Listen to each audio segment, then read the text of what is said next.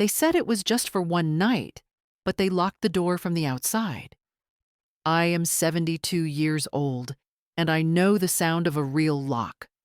Not the polite click of a latch, but the heavy turn of a key, the pause, the certainty. When I heard it, something inside me went very still. Not frightened. Not yet. Just clear. People do not lock you in for your own good unless they plan to keep you there. The room was small and too clean, like a place meant for people who were supposed to forget themselves. White walls, a narrow bed bolted to the floor, a window that didn't open more than an inch. No clock. They take clocks first. Time is harder to hold when you can't see it passing.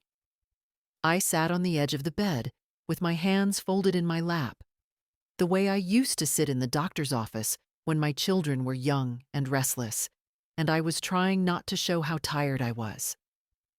My coat lay on the chair, where they had placed it for me, neatly, as if courtesy could soften anything.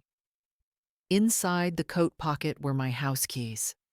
I could feel their weight even from across the room, like a reminder that something still belonged to me. They told me my daughter signed the papers. They told me the lawyer would come in the morning. They told me this place was temporary, that it was for assessment. I have lived long enough to know that words like that mean someone has already decided. I walked to the window and looked down at the parking lot. Evening was settling in, the slow kind, the kind that makes shadows longer than they should be. I thought of my house then, the blue one with the narrow porch and the apple tree that never gave much fruit, but bloomed like it was trying to prove something. I planted that tree with my husband 40 years ago. He dug the hole. I held the sapling straight. We argued about how deep it should be. We always argued about small things. We stayed married because of the large ones. If you enjoy the stories here, dear, you're welcome to join our Patreon. There you'll find exclusive tales that never appear on YouTube, and new stories come out earlier than anywhere else. The link is just below. We're waiting for you. There was a knock at the door. Not asking. Announcing. A guard opened it just enough to look inside. He was young, maybe 30, with the posture of someone trained to stand between things rather than belong to them. His badge was clipped too high on his chest. He avoided my eyes at first, reciting something he had clearly memorized. "Dinner will be brought later," he said. "If you need anything, press the button." I nodded. I didn't thank him. Gratitude is often mistaken for agreement. As he turned to leave, his gaze dropped, just for a moment, to my left hand. I hadn't taken my rings off. I never do. My wedding band is thin now from years of wear, and beside it, the signet ring my father gave me when I turned 21. Gold, worn smooth, engraved on the inside with initials no one ever bothers to read. The guard stopped. He looked again, more carefully this time. His face changed, not dramatically, but enough for me to notice. People think old women miss things. We don't. We simply don't comment. He leaned closer, lowering his voice as if the walls themselves had ears. "You're not staying," he whispered. For a second, I wondered if I had imagined it. Then he straightened, cleared his throat, and stepped back into his role. The door closed. The lock turned. I stood there for a long time, my hand still lifted, my fingers resting lightly against the ring as if it had spoken instead of him. I did not know yet what he had seen or why it mattered. I only knew this. Someone, somewhere in this building, had looked at me and seen more than a room to be filled and a house to be taken. And I have learned, over many years, that this is often how things begin. Not with shouting, not with rescue, but with one quiet moment where the story shifts and only the patient notice it. By morning, the room smelled faintly of disinfectant and toast. They slid the tray through a narrow opening near the door, like feeding an animal that might bite. 2 slices of white bread, 1 boiled egg already cooling, tea in a paper cup that tasted of cardboard. I ate slowly, not because I was hungry, but because routine has weight. It reminds you that you still exist. There was still no clock. I measured time by sounds instead. Footsteps in the corridor, a cart rattling past, a door opening somewhere down the hall, then closing again. I noticed how often people avoided looking directly at my door. That, too, told me something. I washed my hands in the small sink and studied myself in the mirror above it. The lighting was unforgiving, but I didn't turn away. 72 leaves its marks plainly. The face looking back at me was thinner than it used to be, the jaw more decided, the eyes quieter. Not weak, just finished with explanations. I straightened my cardigan and sat back on the bed. The ring felt heavier than usual that morning, or maybe I was simply more aware of it. I turned it once, the habit I have when I need to think. My father taught me that habit without meaning to. He used to do the same with his watch when he was deciding something that could not be undone. They came for me an hour later. 2 people this time. A woman with a clipboard and a man in a suit who smiled too quickly, the kind of smile meant to calm livestock. "Good morning," the woman said brightly. "We just need to go over a few things." She spoke as if we were partners in this, as if I had chosen the room, the lock, the missing clock. I did not interrupt her. People reveal more when you let them talk.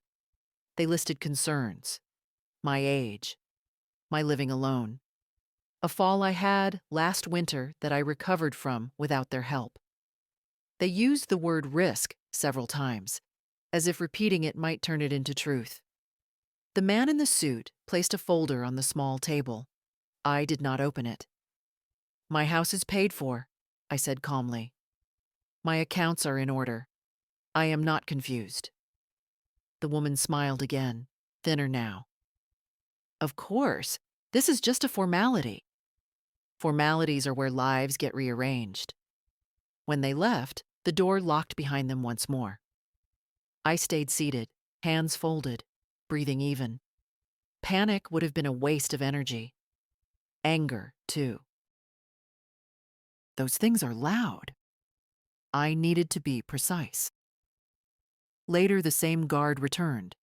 He didn't speak at first, just stood there, pretending to check something on the wall. When he finally looked at me, it was direct this time. "They'll come again this afternoon," he said quietly, "with more paperwork." I nodded. "Thank you."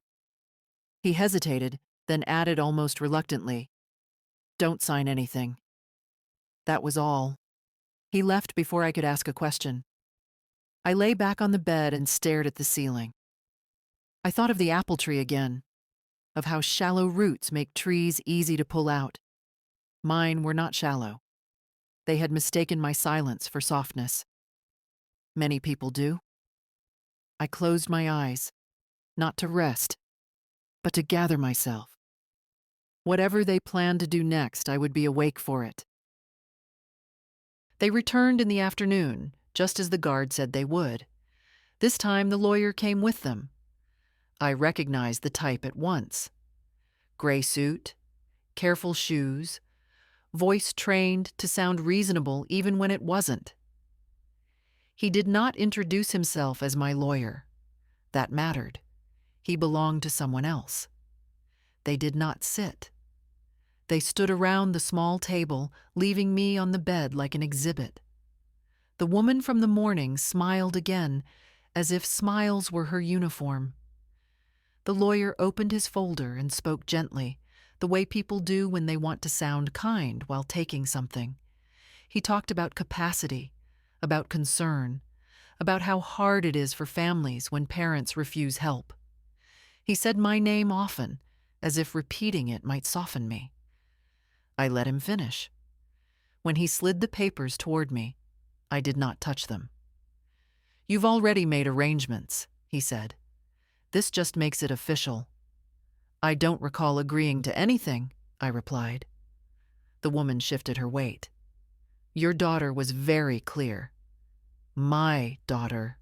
They liked that phrase. It made everything sound settled. I asked one question only. "Where is the original copy of my deed?" The lawyer blinked. Just once.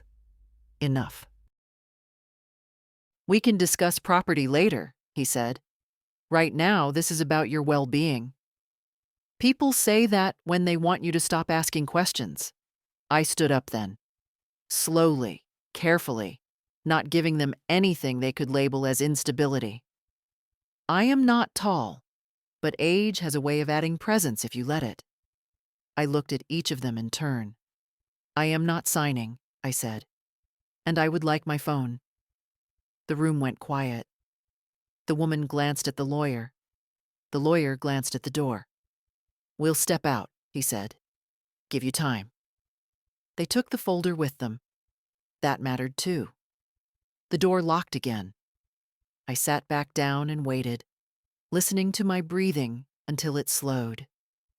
My hand rested on my knee, fingers touching the ring without thinking.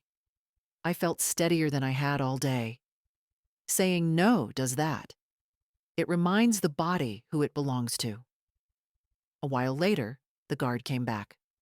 Alone. He didn't pretend this time. He closed the door behind him and stood where no camera could see him clearly. His eyes went to my hand again, then to my face. "My grandfather had one like that," he said quietly. "Same mark inside." I said nothing. I let him talk. "He lost his house to paperwork," the guard continued. "Didn't understand it until it was too late." He met my gaze. "Yours is still yours." That was not a promise. It was a warning, and I understood it. "Thank you," I said. He nodded once and left. When the lock turned again, I didn't flinch. I had learned something important that day. They were in a hurry, and people in a hurry make mistakes. By the second evening, I understood the rhythm of the place. They were polite in shifts, concerned in the mornings, distant in the afternoons, brisk at night. Kindness here was scheduled, like medication. It came when it was convenient for them. No one mentioned my phone again. I asked once calmly, while the woman with the clipboard was checking boxes she had already decided to check. She didn't look up when she answered. "It's being held for safekeeping." Safekeeping. Another word that meant removal. When she left, I stood at the door and pressed my ear against it. I could hear voices farther down the hall, a television murmuring, someone laughing, life continuing where I wasn't allowed to reach it. That, more than the lock, made my chest feel tight. I sat back down and forced myself to think. Not about escape, not about shouting or demanding, about leverage. At my age, you don't win by force. You win by knowing what other people need to keep hidden. That night, they brought a different dinner, better food, real cutlery, a sign. Someone had decided it was time to soften me up. I ate a few bites and pushed the tray aside. When the guard came to collect it, I looked up at him. "You grew up nearby," I said. He paused. "How do you know?" "Your accent changes when you're tired," I replied. "And you don't talk like the others." He hesitated, then nodded. "Yes." "Then you know this building used to be offices," I continued. "Not a care facility." He looked at me more sharply now. "They renovated," he said carefully. "Quickly, I agreed. Too quickly to fix everything. Silence stretched between us. He didn't deny it. You don't have to answer, I said. But if there's a fire alarm test, do the doors unlock automatically? His jaw tightened. That was answer enough. He left without another word. That night, sleep came in fragments. I dreamed of my house, of light moving across the kitchen floor in the late afternoon, of dust floating like something alive. I woke with my heart steady and my mind clearer than it had been in days. In the morning, the lawyer returned alone. He brought fewer papers this time. Another sign. We can do this the easy way, he said, sitting across from me as if we were equals now. I'm sure you believe that, I replied. He leaned forward. Your daughter is worried. She doesn't want this to become unpleasant. I smiled then. Just slightly. It already has, I said. For her. His expression flickered. There it was again, that tiny crack. You should be careful, he warned. People can misunderstand situations like this. So can courts, I answered. He left shortly after. I stood by the window once more, watching the light fade. I touched my ring, feeling the familiar groove on the inside.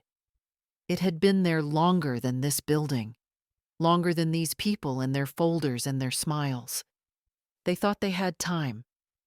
They didn't know I had been preparing for this kind of moment my entire life, without ever meaning to. The fifth morning began without ceremony, which in that place meant something was coming. No clipboard, no lawyer, no rehearsed concern, just silence stretching longer than usual. Even the cart did not come by at the expected hour. I counted my breaths, then my steps, pacing the narrow space until the shape of the room felt carved into my feet. When the door finally opened, it was not the woman or the man in the suit. It was the guard. He did not stand in the doorway this time.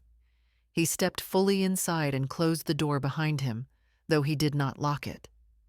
That detail mattered. I noticed it immediately and said nothing. You should be ready, he said quietly. For what? I asked. For them to push harder? I nodded. That usually means they're afraid. He looked at me for a long moment, as if deciding how much truth I could carry. People underestimate us at this age. They think we are fragile vessels. They forget we have been holding grief, responsibility, and silence for decades. They're trying to move things through before the end of the month, he said. Paperwork, transfers. Once it's done, it's hard to reverse. Hard is not the same as impossible, I replied. A corner of his mouth twitched. Not quite a smile. He glanced up toward the ceiling, then back at me. Your ring, he said. Where did it come from? My father, I answered. He wore it before me. He swallowed. May I? I held my hand out, slowly, deliberately. He did not touch me, only leaned close enough to read the engraving inside. The color drained from his face. That name, he said under his breath. He was known. I did not ask how. I already understood. Some names do not disappear. They settle into places quietly, waiting. My grandfather worked for him, the guard continued. Said he was the kind of man who never forgot a promise. I met his eyes. Neither was my father. Silence filled the room again, but it was different now, charged, focused. They don't know, he said. About that, about who you are. No, I agreed. They don't. Footsteps echoed down the corridor. He straightened instantly, stepping away as the sound grew closer. Before he reached the door, he turned back. There's a fire inspection this afternoon, he said, his voice once again neutral, professional. All internal doors have to be unlocked for a short time. I inclined my head. Thank you. He left. This time the door did not lock. I did not move. Not right away. People make mistakes when they expect panic. I waited, listening, counting heartbeats until the building settled into its usual hum. Then I stood and slipped my coat on. The keys were still in the pocket. I did not try the door yet. I walked to the mirror instead and looked at myself carefully. I saw a woman with gray hair and steady eyes. A woman who had signed mortgages, buried a husband, raised a child, and kept a home standing through years of quiet endurance. I saw someone who knew how systems worked because she had lived inside them without ever belonging to them. When I finally touched the handle, it turned easily. The corridor outside was empty. I stepped out and closed the door behind me, gently, as if I were the one granting permission now. The hallway smelled different from the room. Less disinfectant, more dust and old paint. Buildings keep memories even when people pretend they don't. I walked slowly, not because I was afraid of being seen, but because speed draws attention. At 72, no one questions a careful pace. It has its uses. My shoes made almost no sound on the floor, and I kept my hands visible, relaxed at my sides, the coat buttoned just enough to hide the keys. The doors along the corridor were closed. Some had small windows, most of them dark. I did not look in. I did not need to. I knew the feeling of being behind one of those doors too well already. At the end of the hall was a larger door marked Staff Only. It stood ajar. Voices drifted from inside. I stopped before reaching it, leaning slightly against the wall, the way an older woman might when she needs to rest her back. The lawyer's voice was unmistakable. "She's being difficult," he said. "But that's not unusual at her age." Another voice answered, lower, impatient. "We don't have time for this. The transfer needs to be clean." Transfer. Not care. Not safety. Transfer. I pushed away from the wall and turned back before they could see me. I had heard enough. Confirmation has weight. It settles things. The fire alarm sounded without warning. Not the shrill panic kind, but the dull, insistent tone of testing. Doors clicked open along the corridor, one after another. Somewhere farther away, someone swore under their breath. I kept walking. Near the stairwell, the guard was waiting, not blocking my path. Standing beside it, as if he had simply paused there by accident. When he saw me, his eyes flicked briefly to the cameras, then back to my face. "They'll notice soon," he said quietly. "I know," I replied. He nodded once. "Down the stairs. Second floor exit leads to the back lot." "Thank you," I said again. He hesitated, then added, "They'll say you wandered, that you were confused."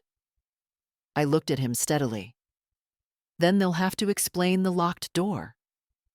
A flicker of something like respect crossed his face.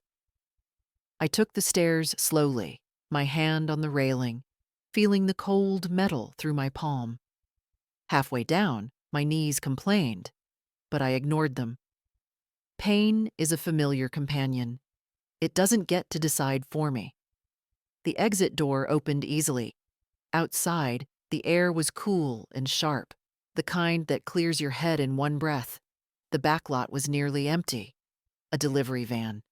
2 staff cars. Beyond them, a strip of grass and the fence. I did not run. I walked across the lot, my steps steady, my back straight. When I reached the fence, I heard shouting behind me.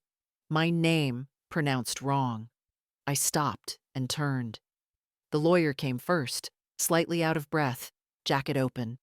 Behind him, the woman with the clipboard, her smile gone entirely now. "This is unsafe," the lawyer said. "You need to come back inside." "No," I answered. "You don't understand what you're doing." "I understand exactly," I said. "You tried to take my home." The woman's face tightened. "That's not how this works." "It is when you get caught," I replied. A security supervisor appeared then, speaking urgently into a radio. The guard stood a few steps behind him, silent. "This doesn't need to escalate," the lawyer said. "Let's just talk." "We will," I agreed, with my lawyer and the state. Silence fell, heavy and sudden.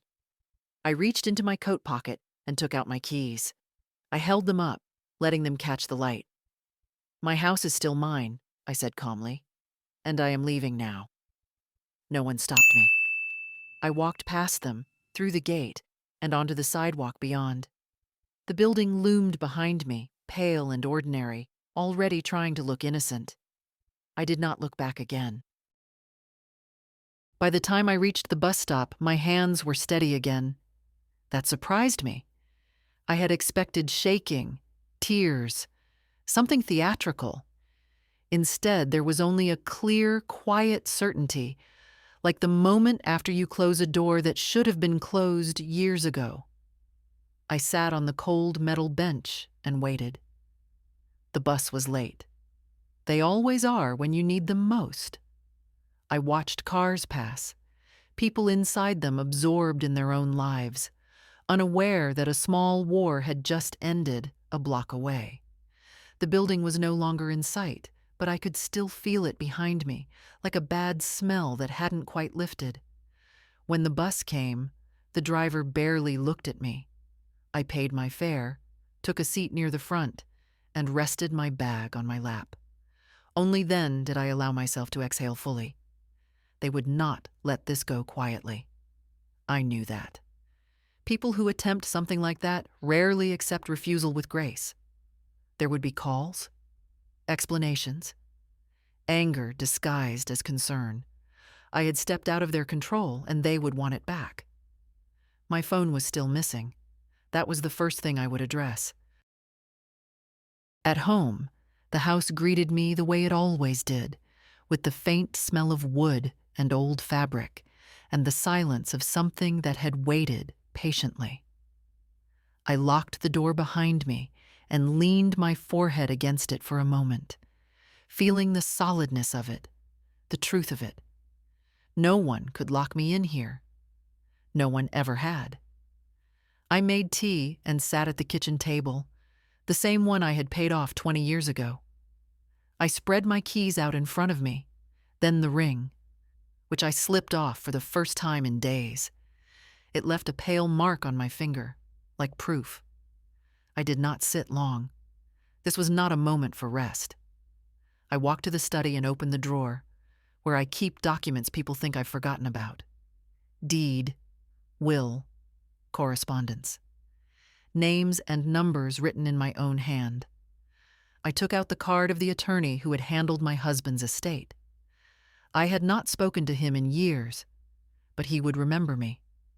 Men like that always remember women who ask precise questions. I used the landline. The sound of the dial tone felt almost comforting. He answered on the third ring. By the time I hung up, an hour later, my tea had gone cold, and my plan was already forming. He would file inquiries. He would request records.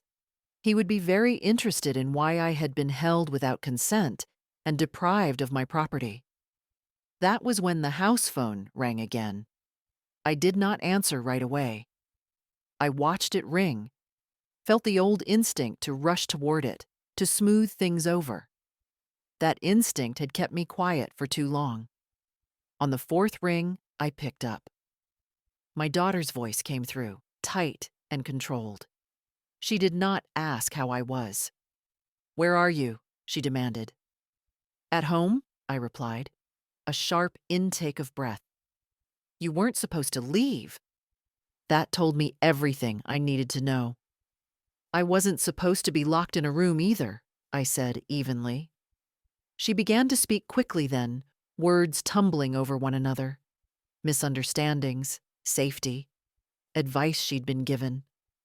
How hard it was for her. I listened without interrupting, the way I used to listen when she was a child, explaining why something broken wasn't her fault. When she finished, there was silence. "I have hired a lawyer," I said. "You will hear from him." Her voice hardened. "You're overreacting." "No," I said. "I am reacting appropriately." "You don't understand how these things work."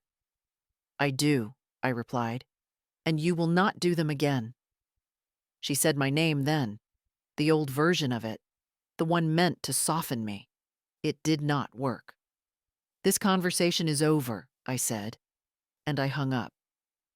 I sat there for a long time afterward, looking at the walls, the floor, the small imperfections I knew by heart. I was tired, but it was a clean kind of tired, the kind that comes after standing your ground. Outside, the light shifted, late afternoon sliding toward evening. The apple tree cast its thin shadow across the porch. I put my ring back on. Whatever came next, I would meet it here, on my own terms. The next few days unfolded quietly, which again told me more than noise ever could. No police, no official letters, just calls I did not answer and messages that grew sharper each time. Concern gave way to irritation. Irritation hardened into threat. People reveal themselves when they stop pretending to be kind. On the second morning after I came home, a courier rang my bell. He was polite, young, and nervous, holding out a thick envelope as if it might bite him. I signed for it without comment and closed the door before he could say anything else. Inside were documents meant to frighten me. Medical evaluations I had never consented to. Statements written in careful language, suggesting confusion, vulnerability, need. Someone had been busy while I was locked in that room. I read every page slowly. Then I laughed, once, softly. They had made a mistake. Several of them, in fact. Dates that didn't line up. Names misspelled. A reference to a physician who retired 3 years ago. Sloppiness born of haste. The kind people make when they think the other side won't look too closely. I placed the papers in a neat stack and added them to the growing pile on my table. Evidence does not need drama. It only needs patience. That afternoon, my attorney called back. His voice was different now, sharper, engaged. "You were never legally committed," he said, "not even temporarily, and withholding your phone is a problem, a serious one." I closed my eyes, just for a moment. "They said my daughter approved it," I replied. "She cannot do that," he said flatly. "Not without a court order, not without evaluation, and certainly not in that manner." We spoke for nearly an hour. He asked questions. I answered them carefully, sticking to facts. Emotion muddies things. Facts are clean. When we finished, he said, "Do not meet with them alone. If they come to the house, do not open the door." "They will?" I said. "Yes," he agreed. "They usually do." That evening, I cooked a proper meal for the first time in days. Nothing fancy. Soup, bread. I ate at my own pace, listening to the house settle around me. A familiar creak in the floorboard near the sink. The soft tick of the old clock in the hallway. Time restored. After dinner, I sat by the window and watched the street. Neighbors passed. A dog barked somewhere. Life continued, indifferent to schemes and signatures. I thought about my daughter then, not with anger, with clarity. I remembered the first time she lied to me as a teenager, standing in this very kitchen, insisting she had been somewhere she hadn't. I had known then, too. I had simply chosen peace over confrontation.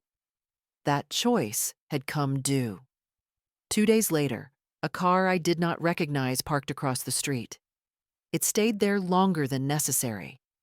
When the woman inside finally got out, she wore a blazer and carried a folder. Always the folders. She rang the bell once, then again. I did not move. From my chair, I watched her through the lace curtain as she checked her phone, sighed, and scribbled something on a pad. After a while, she returned to her car and left. I smiled, just slightly. They were still operating under the assumption that I would fold. That age equals compliance. That time would wear me down. They did not understand something fundamental. I have lived long enough to know that dignity, once reclaimed, is not negotiable. And I had no intention of surrendering it again. On the 5th day, the guard came to my house, not in uniform. That, more than anything else, made me open the door. He stood on the porch with his hands visible, empty, as if he knew exactly what gestures mattered to someone like me. He wore jeans, a dark jacket, nothing that would mark him as authority. Just a man standing where he did not strictly belong. "I hope this isn't inappropriate," he said. I didn't know another way. "You found one," I replied, stepping aside. "Come in." He hesitated for half a second, then entered, looking around with the quiet attention of someone who understands rooms. He noticed the apple tree through the window, the framed photo of my husband near the hallway, the way the furniture was placed not for style, but for living. "They sent me," he said carefully. "Not officially, more like suggested. To check on me," I finished. "Yes?" I gestured toward the kitchen table. "Sit." He did. He did not reach for anything. He waited. "They're nervous," he continued. "The inquiry from your lawyer spooked them. Inspectors have been asking questions. Paper trails they assumed no one would follow." "And you?" I asked. "Why are you here?" He looked down at his hands, then back up. "Because I've seen this before, and because of the ring." I poured tea for both of us.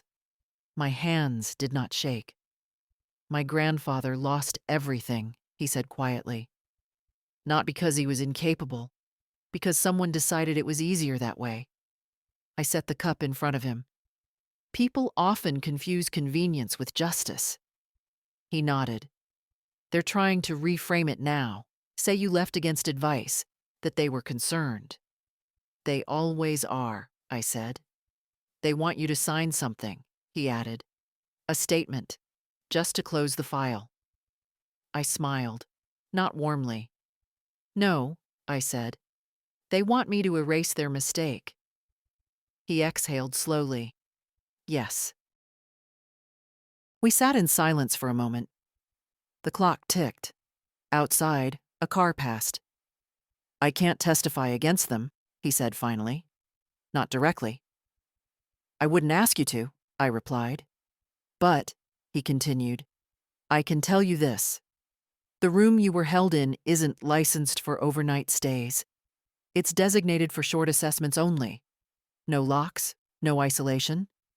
I looked at him steadily. "That's important." "Yes," he said. "It is." He stood then, clearly uncomfortable with staying longer. "They'll try one more time," he said. "Soon, with softer language, maybe even apologies." "They always save those for last," I replied. At the door he paused. "I meant what I said," he added. "You weren't meant to stay." "I know," I said. After he left, I locked the door and leaned against it for a moment, feeling the quiet settle again. I did not feel triumphant. I felt resolved. That afternoon, my daughter called once more. This time, her voice trembled just enough to sound sincere. "We need to talk," she said. "We already have," I replied. "This has gone too far." "Yes," I said. "It has." She tried a different approach then. Tears, regret, memory. She spoke of my husband, of how hard things had been for her. of fear. I listened. I always listen. When she finished, I said only this: "You tried to remove my voice. You don't get to borrow it now." She was quiet after that. The call ended without agreement, without closure. I went outside as the sun lowered, stood beneath the apple tree, and rested my hand against its thin trunk. It was older now, bark rougher, roots deeper. It had survived storms that looked worse than they were, and others that arrived without warning. So had I. Whatever they planned next, I knew this much for certain: they were no longer in control of the story. They came the next morning, just as the guard predicted. Not together this time. That too was deliberate. First my daughter, alone, parked crookedly at the curb as if she had rushed. Then, an hour later, the lawyer would arrive, carrying authority like a shield. Divide, soften, then finish. I recognized the pattern. I had used it myself once, long ago, negotiating contracts when my husband was still alive. I opened the door to my daughter but did not invite her in. She stood there with her coat half-buttoned, hair pulled back too tightly, eyes red but alert. Not grief. Calculation. She looked past me into the house, as if checking what still belonged to me. "Can we talk?" she asked. "We are talking," I said. She swallowed. "Not like this." "This is how you chose," I replied. She stepped inside anyway, brushing past me with the confidence of someone who believed she still had rights here. I did not stop her. Stopping her would have been emotional. I needed her comfortable. She sat at the table and folded her hands. "You scared me," she said softly. "You could have gotten hurt." "I did get hurt," I answered. "You arranged it." Her eyes flashed. "That's not fair." "Fairness has nothing to do with it," I said. "Intent does." She leaned forward. "I was trying to protect you. You don't see how vulnerable you've become." I poured myself coffee and sat across from her. "You locked me in a room." She flinched, just slightly. "That wasn't my idea." "But you signed," I said. Silence stretched.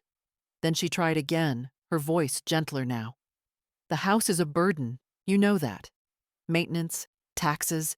It's too much for you alone." "I've managed it for 20 years," I replied, "including the years I managed you." She stood abruptly. Anger now. "Why are you doing this? Making things difficult?" I looked up at her. "Because you tried to make me disappear." Her mouth opened, then closed. For the first time, she had no prepared response. The doorbell rang.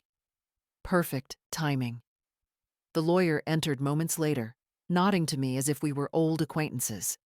He placed his folder on the table without asking. "We'd like to resolve this amicably," he said. "Leave," I replied. My daughter stared at me. The lawyer hesitated. "Mrs. "I said leave," I repeated. "Both of you. My attorney will contact you." He cleared his throat. "That won't be necessary if you're willing to reconsider." I slid a document across the table. Just one page. He stopped talking. It was the inspection notice, the preliminary findings, the designation of the room, the absence of consent, the potential violations highlighted in neat yellow. My daughter's face drained of color. "You knew?" she whispered. "I paid attention," I said. The lawyer closed his folder slowly. "We'll be in touch," he said, his voice tighter now. "No," I replied. "You won't." They left without another word. After the door closed, I sat alone at the table, listening to the house breathe. My hands trembled then, finally, not from fear, from release. I stood and went to the study, opening the drawer once more. I took out my will and placed it on the desk. Then I called my attorney and asked for an amendment. That afternoon, I walked through every room of my house slowly, deliberately. I touched the door frames, the shelves, the place on the wall where my husband once measured our daughter's height with pencil marks she tried to erase when she was older. I was not preparing to leave. I was preparing to stay on my own terms. By the time the letter arrived, I had already stopped waiting for it. It came by certified mail, thick envelope, official seal. They wanted me to feel the weight of it before I even opened it. I let it sit on the hall table for a full day, passing it each time without touching it. Power loses some of its shine when you refuse to rush. When I finally opened it, the language was careful, almost apologetic. An administrative misunderstanding, a temporary lapse in procedure, no admission of intent, no acknowledgement of harm, just an invitation to resolve matters privately, quietly, with dignity. Dignity, offered only after they failed to take it. They proposed a meeting, neutral location, mediator present. My daughter named specifically, as if her presence were a concession. I folded the letter and placed it with the others. That afternoon, my attorney came to the house. He walked through the rooms slowly, not because he needed to, but because he understood what it meant. Men like him know that homes tell stories. Documents never can.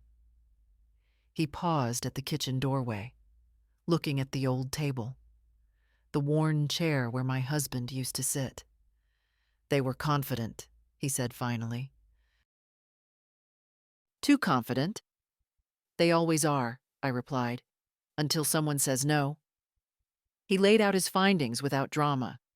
Violations, conflicts of interest, false statements made in anticipation of compliance. Nothing explosive on its own, but together they formed a pattern. Courts notice patterns. They're trying to contain it now, he said, before it becomes public. And my daughter? I asked. He hesitated. She signed more than she claims. I nodded. That hurt less than I expected. By the time truth arrives, grief is often already done. That evening I called my granddaughter. She answered on the first ring, breathless, as if she'd been waiting. "Grandma," she said, "I tried to tell them." "I know," I said gently. "You don't have to carry this." She was quiet for a moment. "Are you okay?" "Yes," I replied. "I am." And I meant it. The meeting was scheduled for the following week. I agreed to attend, on one condition: my attorney would speak for me. They accepted immediately. Another sign of urgency. In the days before it, I slept well, better than I had in years. There is something restful about alignment, when your thoughts, your actions, and your silence finally agree with one another. The night before the meeting, my daughter left a voicemail. Not angry this time, not pleading either. Tired, small. "I didn't think it would go this far," she said. I thought you'd understand." I deleted the message. Understanding is not the same as excusing. On the morning of the meeting, I dressed carefully. Not formally, just well. The blue cardigan my husband liked. The ring on my hand where it belonged. I looked at myself in the mirror and saw no apology there. Whatever happened next, I would not be reduced again. Not by paperwork. Not by fear. Not by family who mistook access for ownership. I locked the door behind me and stepped into the day, steady and unhurried, carrying nothing I was willing to lose. The mediation room was smaller than I expected. Neutral locations often are. Beige walls, a table too polished, water pitchers placed like symbols of good faith. The kind of room designed to make everything said inside it feel reasonable, even when it isn't. My attorney arrived with me and took the seat to my left. Across the table sat the mediator, a woman with calm eyes and practiced neutrality. My daughter came in last, followed by the lawyer I already knew too well. He avoided my gaze this time. No one offered apologies at first. They never do. Apologies come only after leverage is gone. The mediator began with her script. Purpose, process, mutual respect. I listened politely, hands folded, ring catching the light when I moved. I had learned long ago that silence unsettles people more than protest. My attorney spoke first. He did not raise his voice. He did not accuse. He simply laid out facts, one after another, each placed carefully, like stones in a line. Unlawful confinement, lack of consent, withholding of personal property, misrepresentation of medical status, conflict of interest between family members and legal counsel. The mediator's pen slowed. The lawyer across from us stopped taking notes. When my attorney finished, the room was very quiet. That's a serious interpretation, the other lawyer said at last. It's not an interpretation, my attorney replied. It's documented. The mediator looked at me then. Mrs. Hale, she said gently, using my married name with care. Is there anything you'd like to add? I lifted my eyes to hers. Only that I was locked in a room, I said, and that my daughter signed the papers. My daughter inhaled sharply. I didn't know they'd lock the door, she said quickly. I was told it was temporary, just for evaluation. You were told, I repeated, and you didn't ask. She looked at the table. I was scared. So was I said quietly. But only one of us lost their freedom. The mediator shifted in her seat. This was no longer abstract. The other lawyer cleared his throat. Our clients are prepared to offer a resolution, he said, an apology, a written assurance, and a transition plan that ensures Mrs. Hale's safety going forward. My attorney didn't answer immediately. He looked at me instead. No, I said. The word landed cleanly, final. The mediator blinked. You're declining mediation? I'm declining to pretend this was a misunderstanding, I replied. You tried to take my home. You failed. Now you want quiet. Silence again. What do you want? The mediator asked. I considered the question carefully, not because I didn't know the answer, but because I wanted to choose the words that would not be misunderstood. I want my daughter removed from any legal authority over me, I said, immediately and permanently. I want written acknowledgement that I was unlawfully confined, and I want assurance that this facility will be investigated. The other lawyer's face tightened. That opens us up to— Yes, I said. It does. My daughter looked at me then, really looked, as if seeing me for the first time in years. There was no anger in her face now, just something like fear. You'd do that to me? She asked softly. I met her gaze. You already did it to me. The mediator closed her folder. We'll need a recess, she said. They stepped out, all except me and my attorney. You're certain? He asked quietly. I've never been more certain of anything, I replied. When they returned, the tone had changed. They agreed. Not happily, not graciously, but completely. Documents were signed, authority revoked, statements drafted, investigations acknowledged. The room felt heavier with each pen stroke, like truth settling into place. When it was over, my daughter stood uncertainly, as if expecting something more. I gathered my coat. This doesn't mean I don't love you, she said quickly. I paused at the door. Love does not require control, I replied. Remember that. Outside, the air was cool and bright. I took a deep breath, feeling it fill my lungs all the way down. For the first time since the lock turned on that door, I felt truly free again. The consequences did not arrive all at once. They never do. They came quietly, in envelopes and phone calls, in cautious pauses and softened voices. Institutions correct themselves slowly, like large bodies turning in water. But they do turn. Within a week, an investigator contacted my attorney. Within 2, the facility suspended admissions pending review. By the 3rd, the woman with the clipboard no longer worked there. I did not celebrate that. Systems don't fail because of one person. They fail because many people decide not to look too closely. My daughter stopped calling. That was harder than I expected, though I won't pretend it surprised me. Silence from a child is a particular sound. It echoes differently. I learned to live with it the same way I learned to live with the absence of my husband, by not pretending it was temporary. One afternoon, I found my phone in the mailbox. No note, no explanation.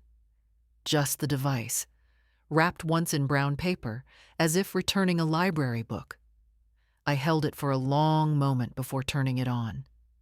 Messages flooded in, old ones, panicked ones, angry ones. I deleted them all without listening. The past does not need to be replayed to be acknowledged. There was one message I kept. From my granddaughter. Simple. I'm proud of you. That was enough. The guard came by once more, weeks later.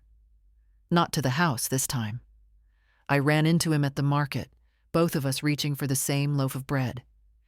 He smiled when he recognized me, tentative, respectful. They reassigned me, he said. Different place. I hope it's better, I replied. It is, he said.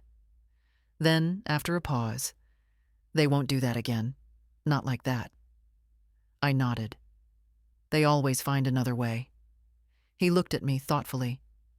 You stopped them this time. I considered that as I walked home. Not the stopping, the standing. That evening, I sat on the porch as the sun went down, watching the light fade across the street.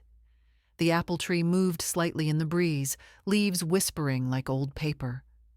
I thought about the woman I had been in that locked room, counting footsteps, measuring silence. She had not been weak. She had been patient. People misunderstand patience. They think it means waiting for rescue. It doesn't. It means waiting for the right moment to act. I amended my will again that week. Carefully. Deliberately. Not out of spite, but clarity. Love that costs your dignity is not love. It is debt. When the papers were finalized, I felt lighter than I had in years. Not relieved. Finished. On the last warm evening of the month, I cooked dinner for myself and ate by the window. No ceremony, just nourishment. Afterward, I washed the dishes and stood looking at my reflection in the glass. An older woman. Lines where laughter and sorrow had both passed through. Someone who had learned, late but thoroughly, the value of her own voice. They locked me in a room to take my home. They failed. Not because I was loud, not because I fought, but because I remembered who I was before anyone tried to tell me otherwise. The house felt different after that, though nothing in it had changed.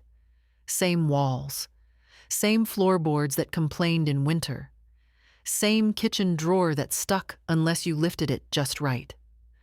But the air moved more freely, as if something tight had been loosened and never pulled back again. I stopped jumping at the phone. I stopped listening for footsteps that weren't there. My sleep settled into a deeper rhythm, the kind that belongs to people who are no longer bracing for impact. One morning, I drove to the edge of town without a particular reason. I hadn't been there in years. The road narrowed, the houses thinned, and the river appeared the way it always had, unimpressed by human arrangements. I parked and sat in the car for a while, hands resting on the steering wheel, thinking about how many decisions in my life had been made quietly, without witnesses. Strength is often like that. It doesn't announce itself. At the riverbank, I walked slowly, careful with my knees, letting the sound of water replace the constant measuring I'd been doing for so long. No calculations. No anticipation. Just movement forward and the knowledge that I could stop whenever I wanted. I thought about my daughter again, but differently this time. Not as someone who had wronged me, but as someone who had chosen a shortcut and paid for it. We all do, eventually.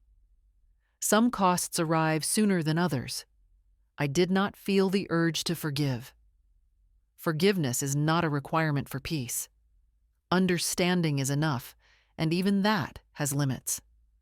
Back home, I opened the windows and let the afternoon in. Dust lifted and settled. The apple tree tapped lightly against the porch rail, the way it had for years. I realized then that I had been living as if the house might be taken from me at any moment, even before anyone tried. Shrinking, just a little. Preparing, just in case. I stopped doing that. I fixed small things I'd been putting off. Tightened a loose hinge. Replaced a bulb. Called a roofer and scheduled an inspection without explaining myself to anyone. Each task was ordinary. Together, they felt like a declaration. My granddaughter visited on a Sunday, bringing bread she had baked herself. We sat at the table and talked about nothing important. School, weather, a book she was reading. She did not ask questions. She did not need to. Her presence said what words could not. Before she left, she hugged me longer than usual. "You're different," she said. "So are you," I replied. That night, I took out the ring and cleaned it carefully, tracing the worn engraving with my thumb. It had passed through more hands than I ever would. It had survived wars, loss, patience, and men who believed ownership could be transferred quietly. I slipped it back on. The world did not change after that. It rarely does. But my place in it did. I no longer felt like something that needed managing, explaining, or correcting. I was simply a woman in her 70s, standing in her own kitchen, in her own house, with her own name intact. And that was enough. I did not wake up that morning thinking about victory. At my age, you learn that victories announced too loudly rarely last. What lasts is something quieter. The return of balance. The feeling that nothing is pressing on your chest when you open your eyes. I made coffee and stood at the sink, watching steam rise, listening to the house do what it has always done. The refrigerator hummed. The clock marked time without urgency. No one was coming. No one was waiting for me to fail. That was the real ending. Not the meeting. Not the signatures. Not even the investigation. The ending was this ordinary morning, where my life belonged to me again without explanation. People think stories like mine end with apologies, with reconciliations, with someone knocking on the door, finally understanding. Sometimes they do. Most of the time, they don't. My daughter never came back. Not to argue, not to cry, not to ask forgiveness. I suspect she tells herself a story where I am stubborn, unreasonable, difficult. That is easier than admitting she tried to erase me for convenience. We all choose the stories we can live with. I chose a different one. I chose to live as a woman who does not need permission to take up space. In the weeks that followed, small things continued to change. I received a formal letter acknowledging the violation of my rights. I received another confirming the investigation's findings. I filed them away without ceremony. Paper has its place. It is not the place of meaning.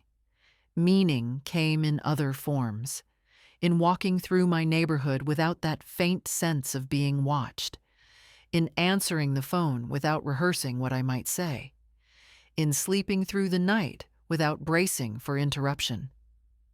Once, at the grocery store, a woman about my age struggled to reach something on a high shelf. I helped her. She smiled and said, "They forget we're still here, don't they?" "Yes," I said, "they do." And we laughed. Not bitterly, not loudly. Just enough. I think often about that room they locked me in, about how quickly a life can be reduced to a checklist if no one objects, about how many women never get the chance to say no loudly enough, clearly enough, soon enough. Age makes you visible in strange ways. People see your body, your slowness, your limitations. They forget to see your history, your judgment. Your right to decide what happens next. I have learned this, and I say it without anger.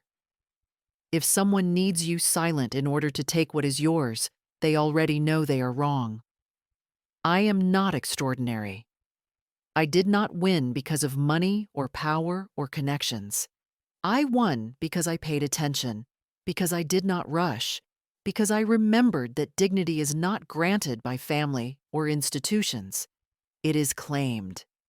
If you are reading this and something in it feels familiar, if you have been spoken over, managed, dismissed, or quietly pushed aside, know this. It is not too late to draw a line. It is not selfish to protect what you built. And you are not difficult for refusing to disappear politely. If this story stayed with you, if it stirred something you haven't named yet, don't ignore that feeling. Share it. Speak about it. Let it remind other women that silence is not the same as peace, and that even late in life, your voice still carries weight.